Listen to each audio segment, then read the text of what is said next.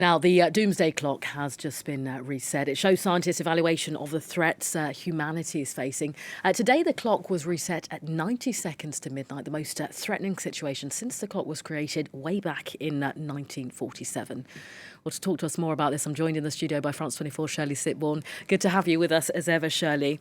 Scientists then moving the clock 10 seconds closer to midnight, and that is mainly, Shirley, owing to this war in Ukraine. Yes, mainly. That's the main threat because in Ukraine, of course, there's a terrible, terrible war with all of these conventional weapons, but also there's the nuclear threat.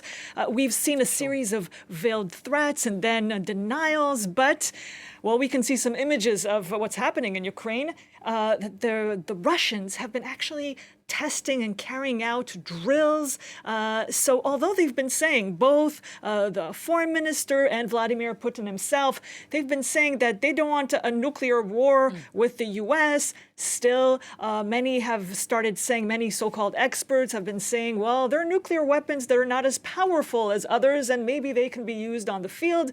But scientists have been saying, don't say that. All nuclear weapons are bad and they can lead to violence and more nuclear weapons being fired. So this is a real threat. And as you can see, this is a drill carried out, and Vladimir Putin, the Russian president, is overseeing it. It's what's been shown on television. So they're showing that they're very much in control of their systems, but they say they don't want to use them. They're just getting ready. Of course, on the other side, the NATO allies, they too have their weapons and they're upgraded. So there's a threat on both sides. And that's what the atomic scientists are warning against. Let's listen to one of their leaders, one of the members of the scientific board of this group.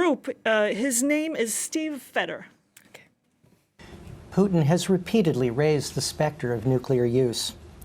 In launching the invasion, he warned that whoever tries to hinder us should know that Russia's response will be immediate and will lead to consequences you have never faced in your history.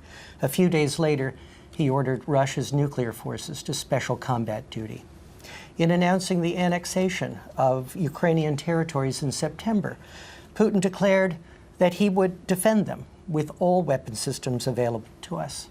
This is not a bluff. And in case anyone missed the reference to nuclear weapons, he mentioned that Hiroshima and Nagasaki had set a precedent.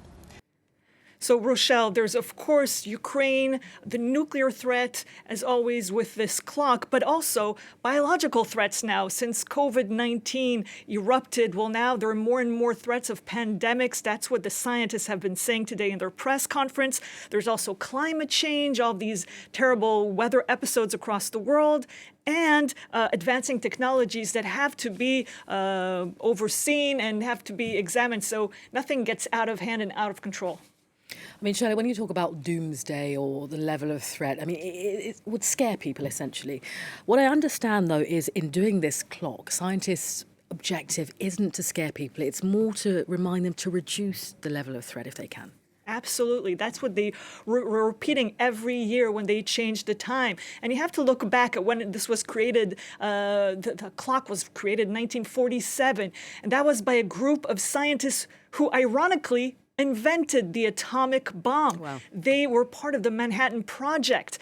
But they didn't want to use the bomb. They thought it would be a deterrent because they thought Nazi Germany would have it. So they worked tirelessly so the Allies would have the bomb, and so the war would end. But when they learned that in Japan this was going to be used, the weapon was going to be used, they were threatened and they wrote to the U.S. president saying, you can't do that. That would be a catastrophe. Unfortunately, this was blocked, their efforts. We don't know if that would have even made a difference. But anyway, they were really shocked when Hiroshima happened, and they felt that they brought not peace, but death and war. And they realized that this could lead to doomsday eventually. So they created the bomb. It's an artist, Marty Langdorf, who created this idea of a clock that's approaching to midnight.